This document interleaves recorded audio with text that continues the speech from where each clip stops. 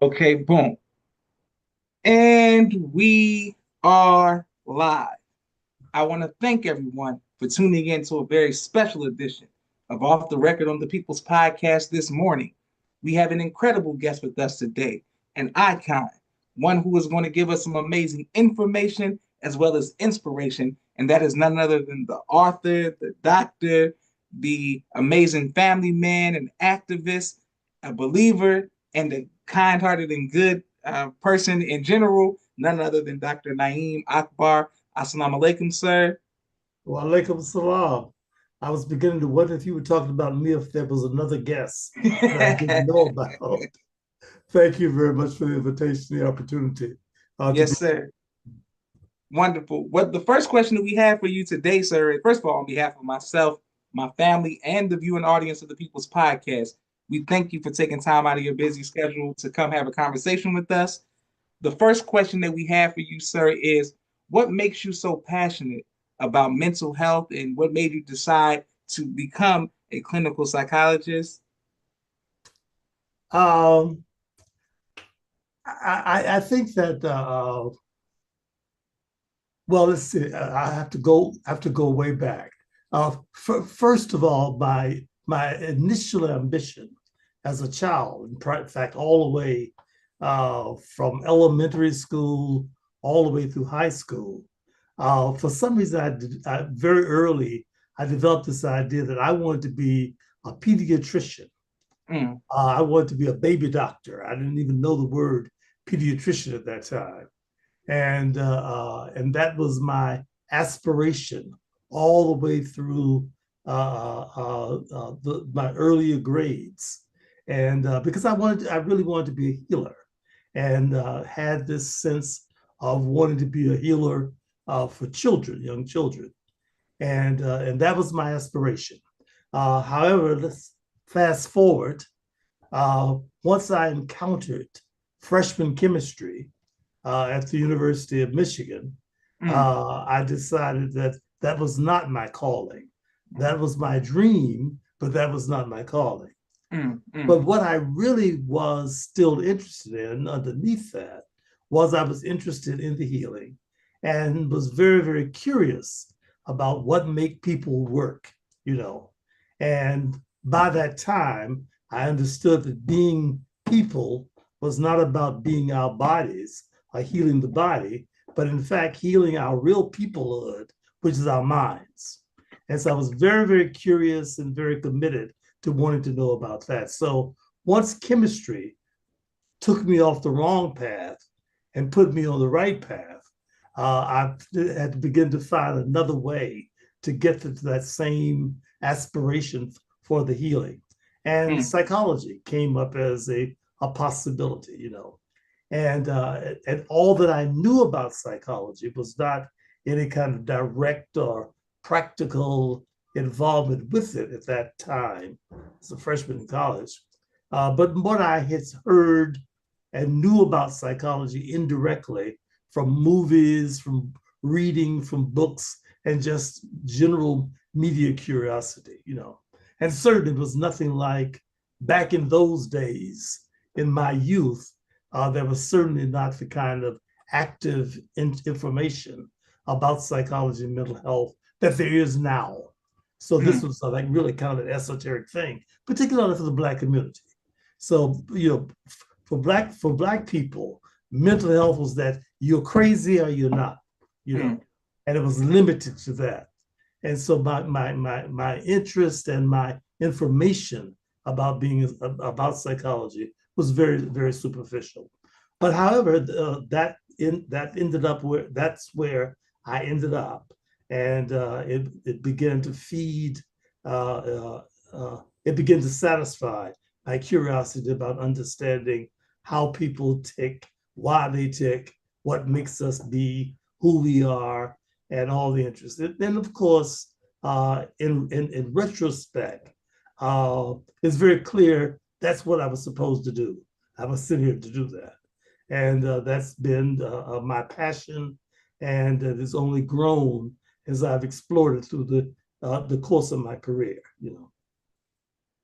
Yes, sir. Beautiful. Man, we have so many people already sending you comments and questions, showing love all around the world. Thank you. Thank you, Garland Mack. Much respect. Started studying his work in 1990. In 1991, he met Dr. Akbar in person in January 2008 at Mount Union College in Alliance, Ohio. Mm. Perry Jones says, all praises to Allah of our beloved brother, Dr. Akbar. May Allah continue to bless you and strengthen you with your work that you do. Walaikum salam, Sister Naima, peace, family, Sister Miriam. Thank you, everybody who's watching and showing love to our esteemed guests. Yes, sir. Well, speaking of the name Dr. Naeem Akbar, that is everybody, is world renowned, the foremost in mental health and in dealing with the mind, especially among our people. But how did that name come about? Oh, that's the easy question. That's one. I guess that's one of my three stages of development. It represents the culmination of an evolution of identity. Yes, sir. So, of course, I started out as the only son of Luther Weems and Bessie Weems, my mother and father.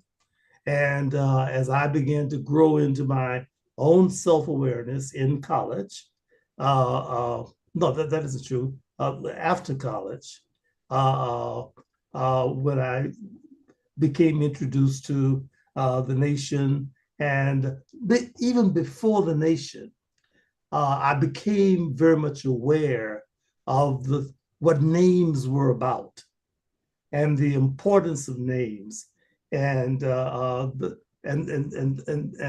I guess the origins of our names as a people and as a person, And with all due respect for my personal ancestors who were given the names that they were given, I understood that in coming to know who I was as a person, that was not an authentic representation of who I was. Yes, that I was carrying a label, but not a name. And so it was as I began to grow in awareness and gain more information, I understood the difference between a label and a name. And certainly one of the earliest and most identifiable aspects of what I discovered as I discovered the Nation of Islam, and what the first thing you had to do to demonstrate your commitment to the nation was to give up the name that was the label and take on a to be decided, a to be arranged, yes, sir. a postponement of like beginning to look for an authentic name. So in the meantime, you would go as an unidentified identity or entity, So that, of course, led to the next evolution in terms of my definite search for self. And I became Luther X. So for a number of years, I was in fact Luther X. I guess actually for only about a couple of years. And of course, that evolved eventually into the name Naim Akbar, which in fact was given to me when I was asked to come work with Imam Warrith Muhammad in Chicago. Actually, it was like a couple of years after I became, I was a member of the nation. Yes, and so that then became the identity that I had to begin to live up to and become who I was. And but all things being determined, regardless of the source and the way by which it came, I had to live up to that identity that was identified in that name. And of course, Naim Akbar's great blessing. So I've always had to kind of live with the question of, does that mean I am a great blessing or I am the recipient of great blessings? And it turns out that both are true. that I've wanted to try to be a great blessing, to our people, my family, and to people who I encounter, and to the world itself. But Mm. I certainly know without a doubt that I'm the recipient of outstanding, fantastic, great blessings. So the name is absolutely appropriate for my experience in my life in so many ways. So it represents kind of like the three evolutions of the evolution of who Naim Akbar is. And I've had to try to live up to all of that. Excellent, sir, and powerful. I didn't know, so this means a lot to us. Thank you, Sis Naima, for the super chat. Thank you to everyone who always shows love. And boom, and people are just in the comments bearing witness saying this is amazing. We love Dr. Naeem's books and his research. Thank Wonderful. Well, speaking of your books, uh, how can we support you, and what made you decide to become an author? Well, actually, the okay, I guess I didn't decide to become an author. Exactly. Of course, a part of my training was, in fact, it was really to become like a scholar and practitioner. So in the whole academic world. And so, in the process of doing that, a part of that whole training process is learning how to develop ideas, talk about ideas, and to communicate them in an instructive kind of way. So the writing and the writing, the preparation of materials, development of materials, and to communicate those was certainly a very basic part of my training itself. And I think what happened is that as I began to explore the field of psychology through my training, and particularly to explore psychology through the lens of as a critic as well as a student, you know, Mm. and that is that one of the things I discovered very early was how inappropriate and how misguided was the field of psychology in terms of talking about people of African descent, talking about Black people. That in fact, it was not the it was not the definition. It was not the definition. It was not the definition. It was not the definition of truth, if you will, of the definition of what the psyche of Black people was, but it was really like a description of the minds and the psychological functioning and behavior of the people who wrote the books. Mm, mm. And at the time that I was introduced to psychology, as was the case with everything else that I'd learned, you had learned, and everybody else in America had learned, is that it was the way that male Caucasians of European descent had gone about defining who they were and what their experience was. And so writing and development of ideas and critiquing the ideas that had preceded me was a very critical part of like the learning to really become a genuine psychologist in terms of self-exploration. Mm. And I think understanding who I was and understanding who we are in the distinct way. Now I say all that to say that's really kind of like what kind of took me into beginning to write. And because the writing then began my way of trying to, on the one hand, critique the limitations and the misinterpretations of traditional psychology, and on the other hand, to begin to develop other ideas and create another conversation about my perception, our perception as Black psychologists about who we were, you know. And so all of that became the evolution of how I got to this point. Beautiful. Yes, sir. And people are bear witness to you all around the world. Thank you all very much. Thank you, Sister Bear. Thank you, ma'am, for saying Assalamualaikum salam. And thank you, everybody who's watching. what advice would you give to those who are following in your footsteps in the field of psychology and psychiatry, or therapy? What advice would you give to us? Uh, Read very carefully and very critically.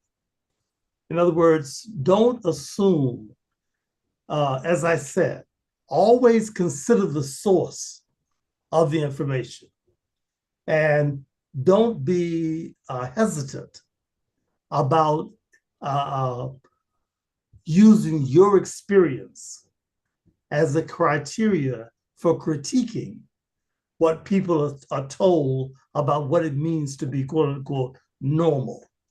Mm-hmm. Normality is a very subjective category of behaviors, and it's based on what people find that empowers them. And so the idea then of like what gets defined as mentally healthy or even mentally unhealthy is a consequence of who's got the power to define. And so I think that as you begin to, and this is not only true of psychology, this is true of the study of history, this is true of the study of science, this is the true of the study of the arts, music. I mean, what is artistic? You know, what is creative and what's not creative? I mean, all of these things have to be assessed within the context of who you are, what your experience is, and particularly within the context of your own cultural lens. So how you look at the world, it becomes a criteria for doing that. Now, that doesn't mean that you must be suspicious and doubtful about everything. In fact, you should be even more committed to being thorough in your study.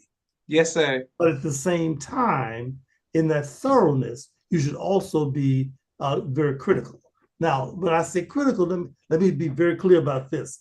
Having been a professor for like over almost 50 years, I don't mean just to critique, but in fact, not even to argue with the teacher.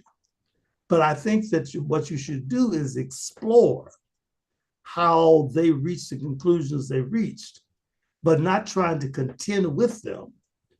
Because I've run into many students who are coming out of a level of a position of I guess personal confidence. Yes, sir. That they believe that their view is the correct view, regardless. This has been particularly true of a lot of the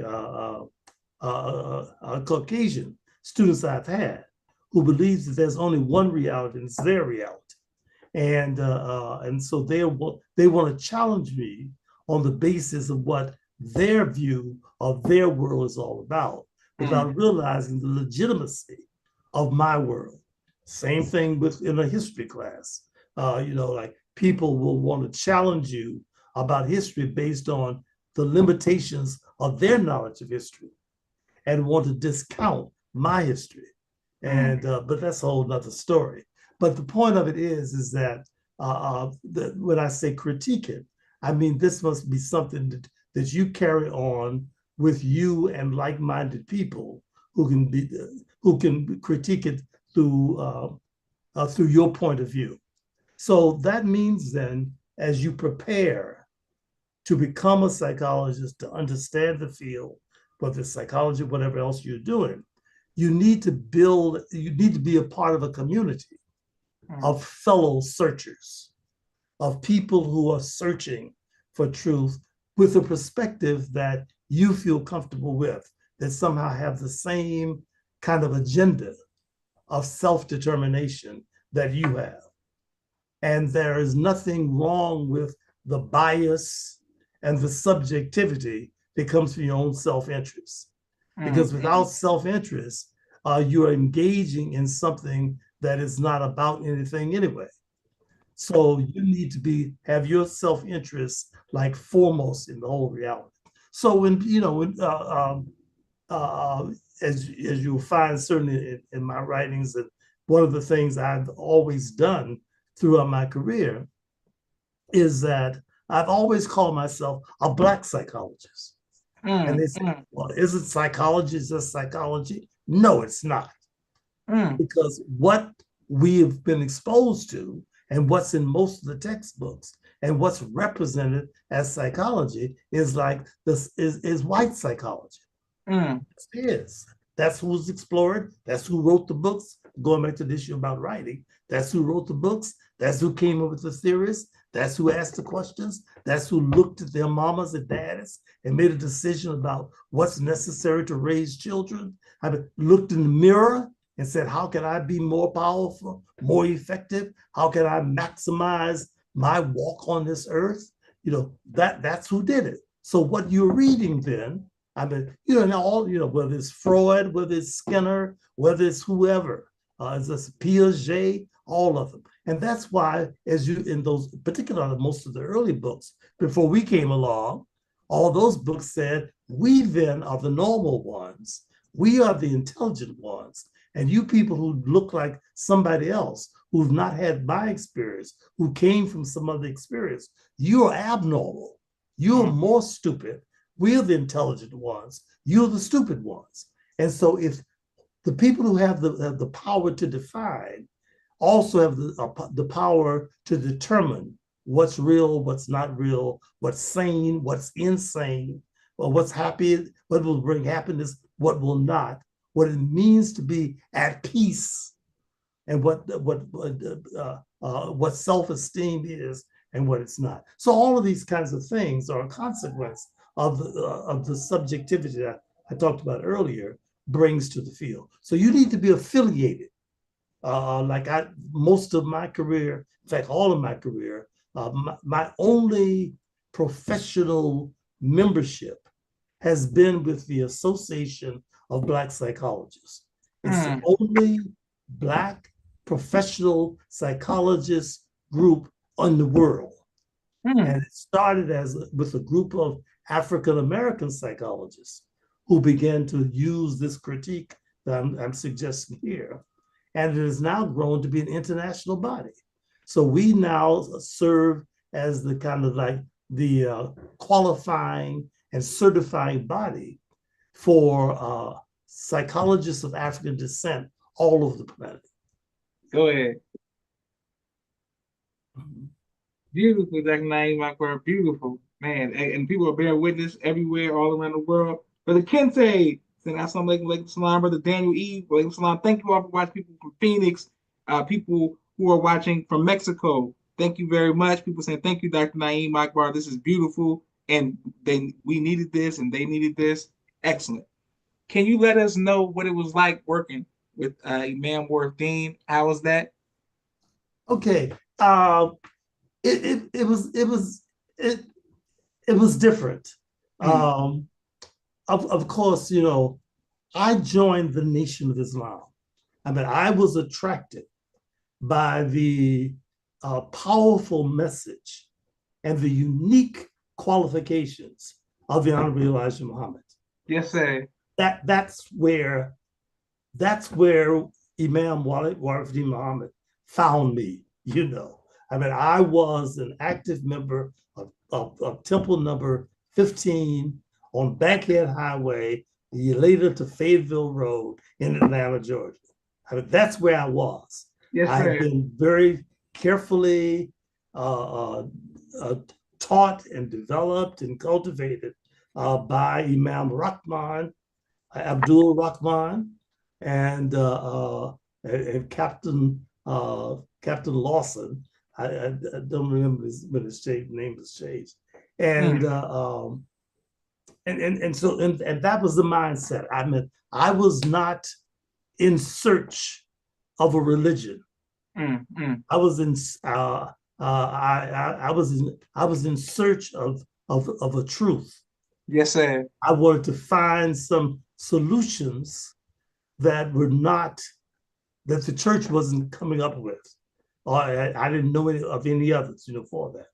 And what I found in the teachings of the Honorable Elijah Muhammad was all of the solutions that, as a nationalist community, as a young 20-something young scholar, student, who was pretty much a nationalist in terms of who believed in that the only way to really be successful was to develop Black power.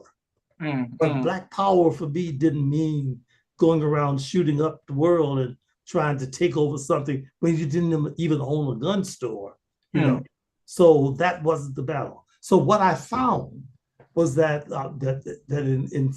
it involved a kind of a rebuilding of the Black man and woman, number one, and then a rebuilding of institutions that serviced our needs. Yes, sir. And so all those things I found that the nation was doing, you know. And so, whether it was education, whether it was enterprise, whether it was economic development, whether it was social development, whether it was psychological development, all the things that we needed, they were doing it, you know. And like all the things that we thought we were coming up with from a nationalist perspective, that says, you know, we need our own schools, we need our own businesses, we need our own teachers, we need our own psychologists, we need to rebuild our families. All those things the nation was doing. So why reinvent the wheel?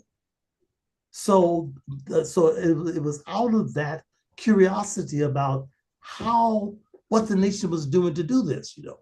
And so I began by going out of curiosity, just to sort of listen and see and spy and see if I could find out what was going on, because I didn't want to have to go through the personal transformations that would make me have to do what they were doing. But I wanted to know what they were doing. Yes, sir. And it turned out that there was no way to do that. You can't do that from the outside. You really have to become a part of it to understand how it works, you know. So the system doesn't work by looking through the window. You have to go sit in the seats inside.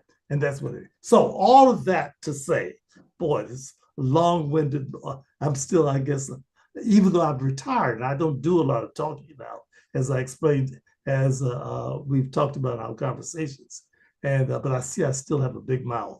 Yeah, no, we love it. We love it. We love it, Dr. Naeem. Yeah. And so what happened then is that I had, this was like 73, my first job at Morehouse. I was in the Department of Psychology there, and actually began my contact with the nation about this time through a couple of students who were attending Morehouse, my students, you know, and eventually they kind of got me to go to the mosque, you know, and wasn't very long before I made the discovery that I just mentioned, that I really couldn't find out from the outside. I really had to be inside, you know. And so I wrote my letter for my ex. And so within, I guess, about 6 months or so, I got my ex. And the unfortunate, but as I said, this was in 73. The Honorable Elijah Muhammad transitioned, you know, left in 1975. Yes, sir. I really was like in only 2 years in the nation as I entered it, you know. And certainly, and it was in 1975 at his passing that Imam Warrith Muhammad, you know, came in. And one of the first things that he did, Imam Muhammad, which I was really quite intrigued by, is that he wanted to, well, the stated intention at that point is that, okay, we want to expand the impact of the nation into the broader Black community. In other words, the message that was kind of communicated is that, you know, we've done, the nation has done, you know, really outstanding things, and we want to build a bigger impact for the Black community and not necessarily require people to be members of the secluded nation of Islam to get the benefits of these good things we're doing for our communities, you know. And so, you know, we just want to expand the impact. And so he wanted to identify people who had certain kinds of skills to do that. So he like they went around the country and identified like uh,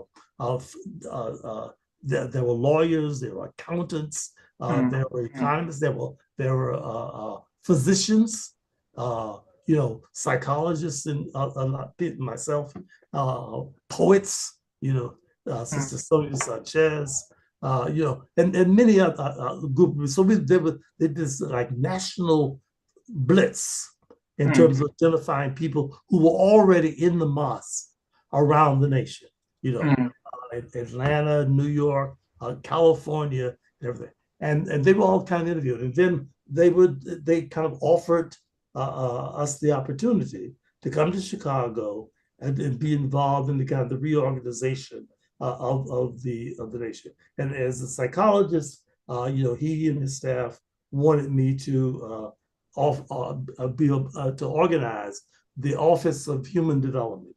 It was Okay. called. And so Okay. I was going to. So I mean, this is the dream of the lifetime, to be able to be a part of the nation's blitz way of like transforming the whole Black community, the human development of the Black community, with the perspective of the Nation of Islam. You know, so so I was going to be able to be the therapist for Black folks for the whole world. So Yes, sir. this was heaven. And of course, history changed that whole kind of story. Mm. Didn't take very long for that kind of fizzle in with other kinds of emphasis. But the long and the short of it is that the initial vision was absolutely compelling, because it was just a network of just outstanding people who were coming in to do those kinds of things. Yeah, but all that didn't materialize, and of course, as things began to change, and the things that attracted me to the nation became less a part of what the nation was doing. In fact, it became part of a kind of a dismantling of a lot of those things.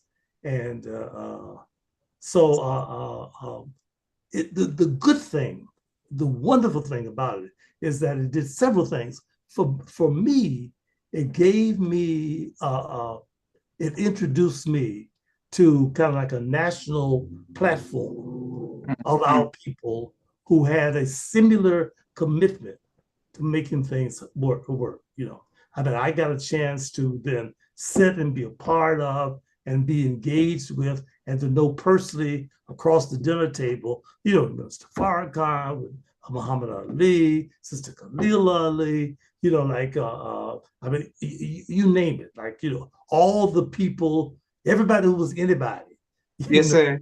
I was able to do that, and it really gave me my initial exposure to a whole kind of national audience. So those contacts open up the doors for a lot of things that really followed for the next 40, 50 years, of my life. And so all the television interviews and many of the other kinds of things, the national engagements, just the national kind of network that I was introduced to was a direct consequence of those initial contacts, even though I was only active. I met my wife. During that time, I was in Chicago as well. And she became the mother of my, three fine children. And a wonderful sister who was raised in the nation. Mm. By the way, we didn't stay married, but that's a good thing. She still is a good mother. She's still a good friend. And I thank Allah for her. But that was a part too of why I ended up in Chicago. I Yes, didn't know sir. that, but Allah knew it. That's right. That's right. So it was so all those things were a byproduct of my being there to work with Imam Muhammad, even though the initial objective wasn't fulfilled in that way. But I still ended up getting access to the national network and to the personal development, and became a whole different person than I ever would have been had I not had that experience. Boy, that was a long biography. No, this is excellent. This is excellent. And people, of course, are showing love thank you to everybody bearing witness and watching you and watching all around the world. People are liking it and sharing it. So we appreciate you. We have a brief 60-second commercial break for all of the sponsors of the People's Podcast. We are grateful for every like, share, and subscription. Thank you to the 10,000 subscribers. We truly appreciate all of the People's Podcast affiliates. We thank you for every anonymous Cash App. And we're going to just show our brief sponsorship and come right back to our esteemed guest, Dr. Naeem Akbar, who's given us some amazing information as well as inspiration. 1 second. Thank you, sir. Mhm.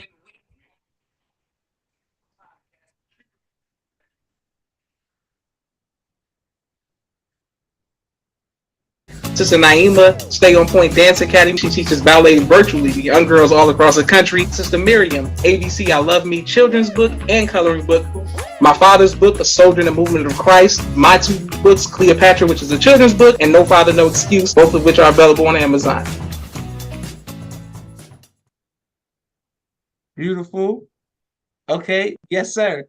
And Dr. Naeem Akbar, I wanted to let you know that I had the honor of meeting you before at Reverend Barbara King's church. Oh, yes. She invited Oprah Winfrey there, and you were one of the speakers. And Yes. I was there, and I got to we were protecting Reverend Barbara King, and then wound up doing security for Oprah as well. But when I heard you speak live, I didn't know about if you were in the nation. I didn't know anything. I said that brother that got knowledge himself, and he was very powerful. You had the crowd give a standing ovation, and I just came up to you and just wanted to shake your hand and let you know that you made me feel good. You're confident, self-esteem. I can tell that you are a studied man. And little did I know that after that, I went and told my dad. I said, Dad, it was a man named Dr. Naeem Akbar. He was like, you don't know Dr. Naeem Akbar?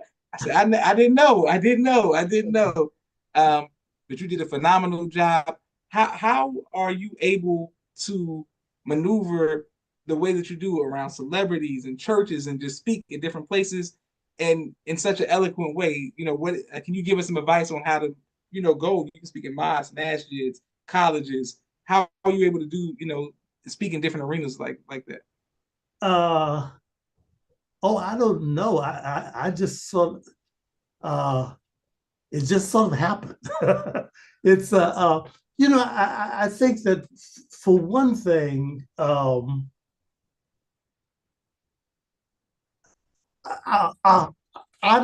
not. I believe what I believe, but I don't believe that everybody has to believe what I believe the way I believe. So I'm totally respectful of, as long as you are not out to hurt someone, and that you are somehow clearly committed to the upliftment of humanity. You my friend, you my brother, you my sister. I'm on your team. And I don't have, even though I have, as you found out in the first in the 30 minutes or so we've been talking here, is that I have no problem sharing my point of view. And I have struggled very hard to get good information, and have been very willing to give up bad information or information that turns out to be incorrect information. But I'm honest and willing to somehow admit that something turns out to not be what I thought it was, and I will correct that. So I think that I don't have no, I ain't got no ego, in terms of, I don't need to be praised, prestige, anything like that, because all the blessings that come to me come from a source outside of anybody's control. So you can't give me nothing, and you can't take anything from me that's mine. And so I don't have any need to try to sell myself or convince you that you ought to like me in some kind of way. So I'm going to be very, very honest and straightforward with you to the best of my ability. And I think that quality makes people comfortable and have no difficulty with it. Of course, Hillside, Dr. Barbara King. I mean, that place is just a very special place in terms of its openness to like a wide variety of points of view. It's Yes, like sir. respectful of whoever you are, as long as you come with the same kind of criteria I was talking about in terms of the genuine sort of thing. And I mean, and I guess that certainly over the last several years, unfortunately, uh, Dr. Barbara King was a very good friend of mine too. We had gone back. When I initially came to Atlanta, right out of graduate school, within that first couple of years, even before I joined the nation, and before she started the church, we would end up working in the same mental health center because she was a social worker by training. And at that time, she was simply just having meetings around the New Thought teachings of the Hillside Church. But the long and the short, we've been friends for a very, very long time, and and very consistent with what you're identifying. She went off eventually, and sort of started the church, and so we were out of contact for about the 10 years or so after I joined the nation. She had like really stopped doing the work she's done. For a while after that, she of course worked at Spelman College and things like that. And she eventually dropped all of that and went to start her church, and we kind of ran back into each other about 10 years later. And the long and the short of it is that Hillside became a place, though, that she was very open to, wherever you were coming from, she was comfortable with that. And so I always felt comfortable. And throughout the years after we got back together and the church had started, she built a new church that was there. It built an outstanding ministry and all sort of thing. And I always came periodically and still now go. In fact, I was there I guess in November, and I don't speak anymore. I mean, I don't do any visits, any kind of presentations, and people. In fact, word was out that I was dead by many people because I just didn't show up anywhere, and people had been accustomed, kind of seeing me in a lot of conferences and on TV programs and things like that. But I'm doing a special favor for you Thank you, sir. in terms of my deed, because I say no to most of these kinds of interviews, because since I retired, which has been about 16 years now, I decided to devote full time to my grandchildren, and that they're the only people I'm available for on an ongoing basis. Otherwise, I make no obligations or commitments to do anything for anybody else. I did that for 50 years. Now I am retired, and I don't play this stuff about coming back and working part-time and consulting and all of that. I did what I did, and I left my books. Read the book. I don't need to come. Yeah. But anyway, so I guess that the only advice is kind of like to be yourself. And one wonderful thing about being like over 70 years old is that you don't have to worry about, you say what you want to say. I'm like, you say what you want to say, and basically, I don't care whether you particularly like it or not. I'm going to have to tell the truth as I see it. And and that's about it. Excellent, sir. Well, I want to stay right there. What advice would you give? Shout out to your children, grandchildren. What advice would you give to the men in your age group about accepting retirement, spending more time with family, and how to transition from being in the public eye to just being more family? What advice would you give? Yeah, but I'm glad you just asked that question, because that's one of the things. If there's a current kind of job that I see that I have, is to try to speak particularly to Black men who can get to this point in their lives. Yes, sir. Given a lot in terms of to get to this point and to still be in reasonable health and reasonable sanity, because either brothers have burned themselves out physically, burn themselves out mentally, and Yes, sir.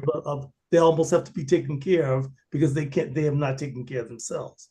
And so what I've been trying to convince a lot of my peers, or those who are almost my peers, is to like somehow make sure that you try to begin early on to make the kind of arrangements to make sure that at the point that you decide to rest and to stop, that you'll be able to do that, and you don't have to you won't have to go out to be able to carry on just survival, that you can begin to do that. So the preparation is a very key piece, you know. And the other thing is that I'm trying to, the most difficult thing is that work becomes an addiction for us.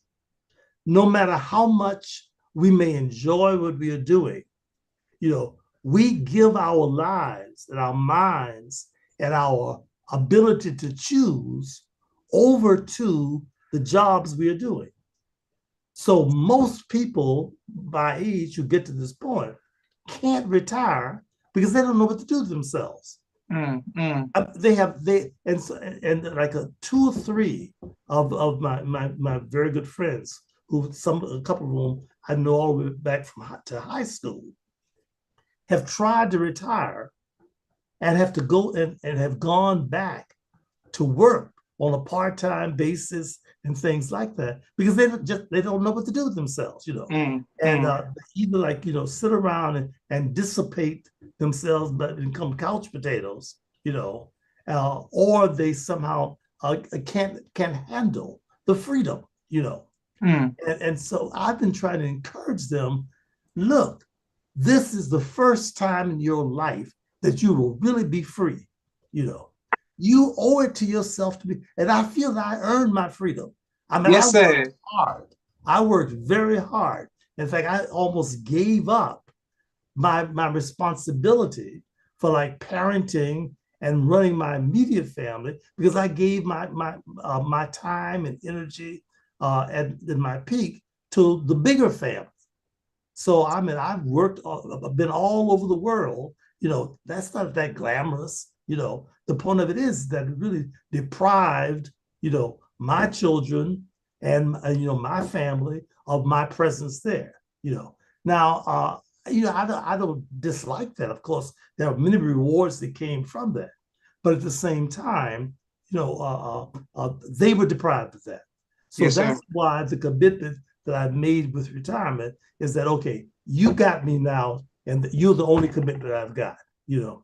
And like, you know, so whether it's like to pick up the grandchild from that, or to go up to Atlanta for you know 2 or 3 days to play with, to spend time with the grandchildren, or to try to attend everything they can do. So I'm Yes, sir. on a hot on the highway back and forth between Atlanta and Tallahassee. Every time they've got a program or something, I'm on my way to Atlanta for that. Sometimes like there are two or three programs in one weekend, you know. And so the point of it is that, but I feel comfortable doing that. But I also have learned to appreciate the freedom, you know, and the freedom is to choose. Yes, So sir. I mean, I could stay in bed all day, every day, but every morning I wake up and I have the first question after saying, thanks to Allah, I'm glad to still be here, you know. And the second question is that, do I want to get up or not? You know, and every morning I get up. In fact, I have my private office. That's where I am now. And so I get up, I get dressed, and I come to my office, you know, as if I'm going to a job. But I'm not going to a job. I'm doing what I choose to do. So I come here and I sit here pretty much all day, and I do whatever I want to do. They said, well, don't you get bored? No, I never get bored. The day goes so fast, I can't believe where the time all goes. What are you doing? I don't know. You know, I don't know. But the point of it is just to have the freedom of choice Yes, is sir. a tremendous blessing.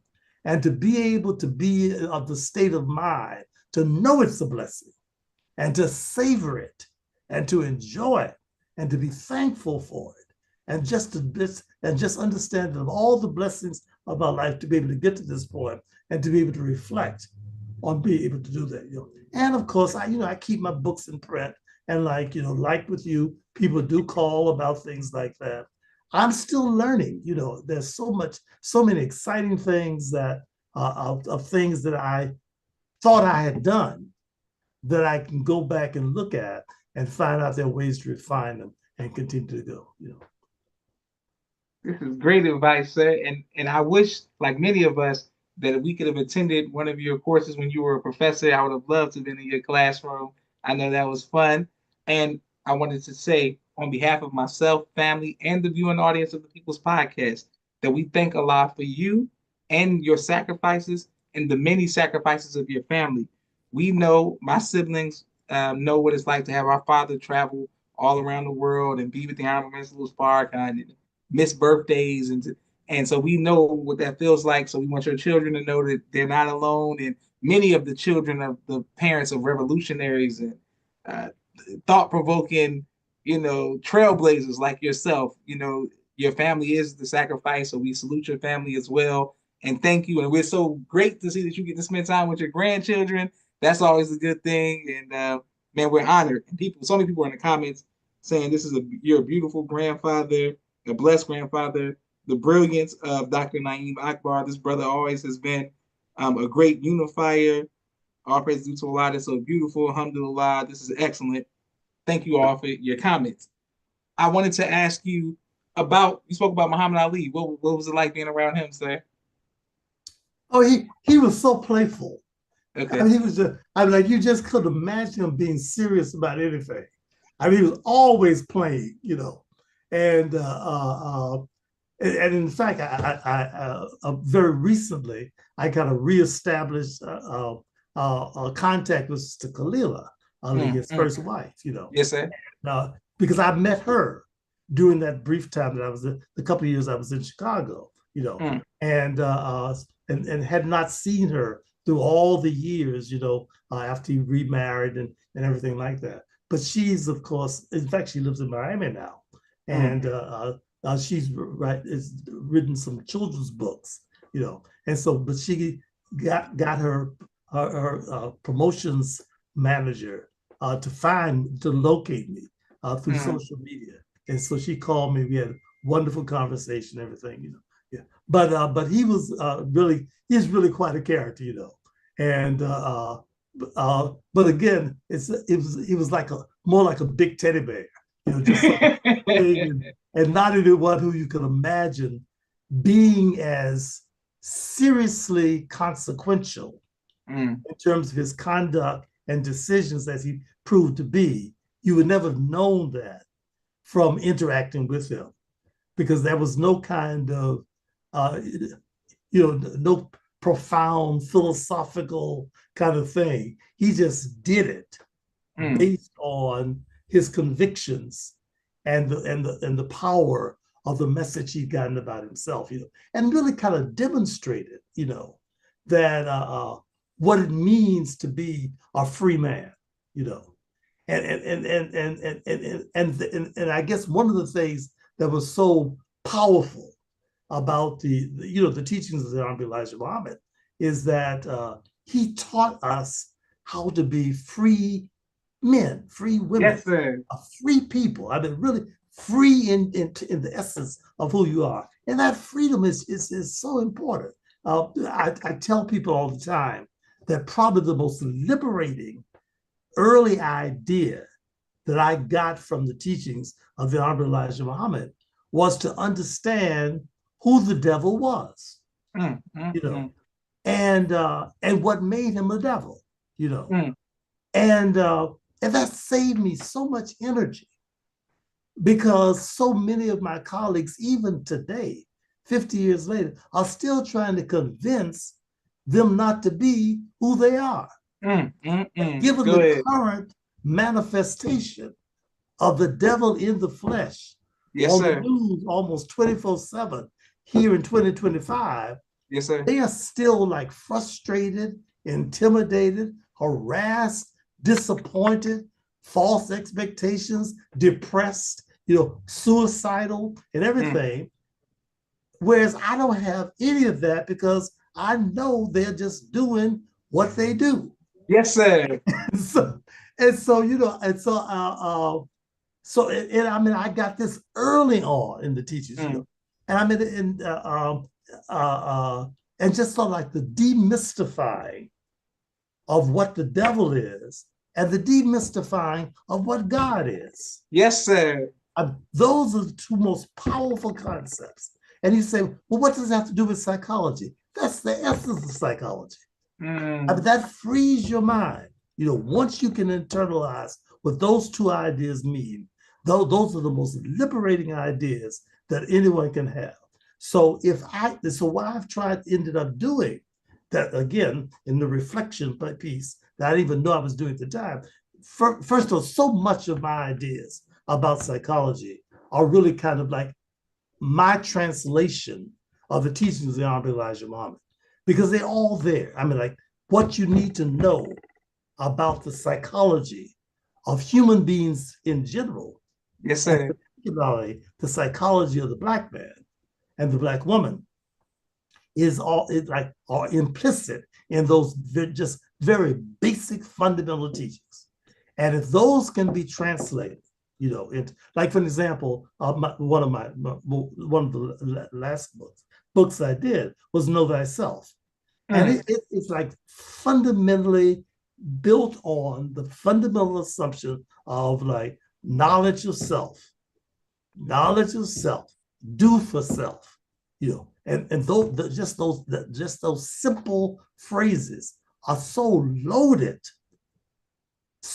loaded with like fundamental directives of how to be a free, powerful human being.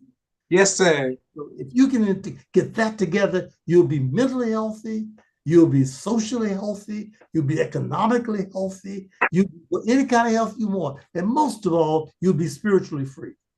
And, and, Mm-hmm. and that's the power that we want. And you will not be worried about what the latest antic is out of the Oval Office, because the devil is simply doing what the devil does. Beautiful teacher. Yes, sir. Okay. And we want to ask you, what has been your favorite place to travel outside of the United States? Probably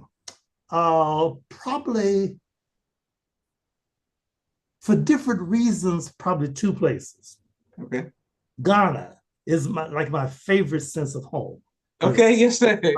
I mean, like I felt and feel.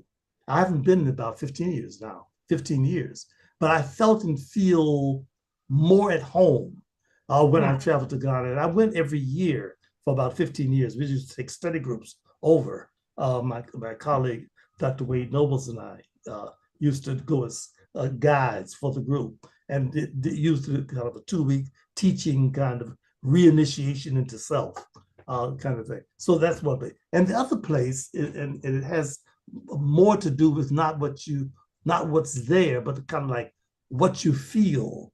Okay. Okay. And that's in Kemet, Egypt. Mm. Mm. Um, there's something about the vibrations Okay. Okay. of the artifacts that are there that are still preserved in all these broken rocks. I mean, like, it's not a lot to see concretely, but it's something you feel about that is really very transcendent, Mm. but you really don't you kind of feel that the real structures that were there are still there Mm. Mm. without the physical manifestation, and so and it's just like, it's almost like feel like you kind of when I travel there, it's like going into kind of another dimension, you know, Mm. and Mm. and I really like that feeling. And so the combination of those two places would be the place I like the most. Excellent. Yes, sir. Well, I have had the honor of meeting President Rawlings from Ghana. Yes. as a junior for a while. When I was very young, I got to drill for him when he came to America. And of course, my family went to Ghana. I don't know why everybody loves Ghana so much. My grandmother loved Ghana, my mother, everybody talks about going to the place and the slave ships was there and the castles and so I guess me and my siblings and I have to get we got to take a trip to Ghana, but Egypt, Kemet, I Yes. got to go. I've always Yes. I've always desired to go, and you just confirmed that even more. So, inshallah, we got to take a trip to Egypt. What type of music do you enjoy listening to, sir? Pretty much kind of uh, uh, like old school R&B. Okay, Uh, okay, that would be probably my favorite. Uh, have have really gotten. I don't know a lot about jazz, but I like jazz okay. Yes, uh, sir. as kind of background kind of music. I mean, that's my choice of kind of music.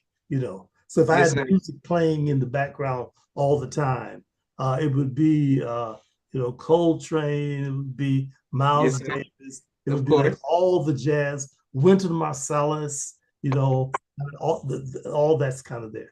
But like when I'm listening to music, like give me some Anita Baker Okay, okay. and on and on and on that whole that whole world, it's enjoyable. Yes, sir. My sister used to wake me up every day singing, "You bring me Oh joy." And yeah. then I was like, Naima, not today. I don't want to hear that today. Uh, Okay.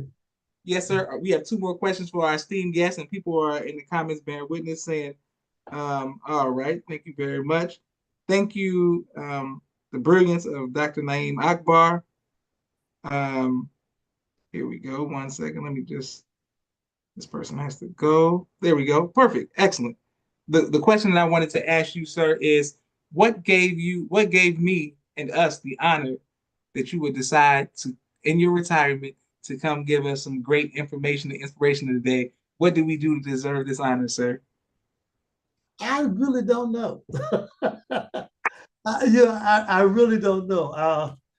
A lot of things, the things that I do now, I really do out of just a feeling, you know. Yes, sir. And and we started talking about almost 6 months ago, right? Uh, Correct. the brother who put you in contact with me, Yes, who sir. brother, Preston. yeah, brother Preston, right? And who apparently he knows me from way back, Yes, and sir. and uh, uh, and of course my initial reaction was that I probably won't do it, but I'll talk to it. And as you know, we went through several changes. Yes, sir. My technology had died on me. I had to get a new computer, those sort of things. So we've been working on this for a long time. And to be quite honest with you, as recently as I guess we decided like on Sunday Yes, sir. do this. So as recently, I think as Tuesday, I started to call back and say, I think I changed my mind. Uh, I don't really feel up to it. And then what I did is that I listened to some of your other of the people's podcasts, okay, good, good. Dr. Leem and I think in some of Dr. Umar's Yes, uh, sir. talks. And I said, okay, maybe I'll do it.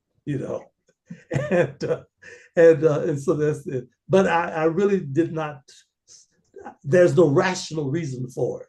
It's just that I was the spirit moved me to say yes, and I'm very glad that I did. I think you're an excellent host. I've enjoyed Thank the you very much. Yes, sir. The honor is ours, sir. And people are once again showing love. Thank you, Naima, saying she loves Anita Baker. And people in the comments are saying this has been phenomenal. They can't wait to share this even more. We have our last question for you, sir. yes. What would you like your legacy to be, Dr. Naeem Akbar? Mm. I think it's kind of brings us full circle is to say that he lived up to his name. Mm, mm, mm. He was a great blessing, you know. And so if I can be a great blessing in terms of the ideas, the work, you know, there's just the contributions I've made with that. Uh, that somehow, if I can live up to being Naim Akbar, that will be for me a worthwhile legacy, you know. Yeah, but I'm just really grateful for just a wonderful life. You know, it's man, it's been a fantastic journey. You know, and uh, yeah, it's gone through pretty fast too. And Mm. but I'm just really thankful having had just a fantastic journey. And I certainly one declaration that I've never apologized or hedged on saying, and that is that the Honorable Elijah Muhammad was a significant contribution to who I am and to what our people will be. And I think that what I'm seeing as the years go on is that more and more the manifestation of the power of his message Yes, is, sir. is just almost overwhelming to the degree to which it's all coming into fruition. You know, Minister Farrakhan has been like an extremely powerful mentor and support for me. Probably the most uh, profoundly human being Mm. I've had the opportunity to meet. You know, and Okay, yes, sir. Yes, sir. his capacity, his tolerance, and one of the things I went, well, of course met with him and sat with him on numerous occasions. You know, even in fact, a picture you can't see it on my wall here is a picture of my being with him when the Savior's Day was held in Ghana. Uh, Okay, yes, sir. Yes, sir. Back in the 90s, you know, 1994. 1994. 94. Yeah, Yes, sir. I was over there for that, you know, and so I have a picture of us together in Ghana. But but he's been like just personally just a wonderful friend and Yeah. has supported me in my growth, you know, Mm. and has always been there as a resource in a way that he's just a very wonderful person, you know. So the influence of and you know, and though I'm not a card carrying active member of a mosque Yes, or anything at that point, like you know, I am very much a member of the nation, that's right. the nation with a capital N, you know, Yes, sir. and will always be a part of that. So thank you. Thank you, sir. And people are saying this has been great. Wonderful. Thank you all very much.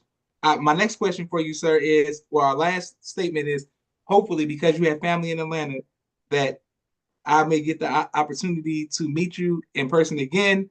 Uh, Dinner, lunch, breakfast, whatever you like to eat, brunch is on me. I would love to pick your brain off the air about my matriculation into the field of psychology and clinical psychology. And man, I got so many questions for you. So it'll be an honor to meet you again, sir. That we can, you can impart some of your wisdom, sir. Well, we have each other's phone numbers and emails, so we can stay in contact. And I'll let you know. You know, Thank and you very much, sir.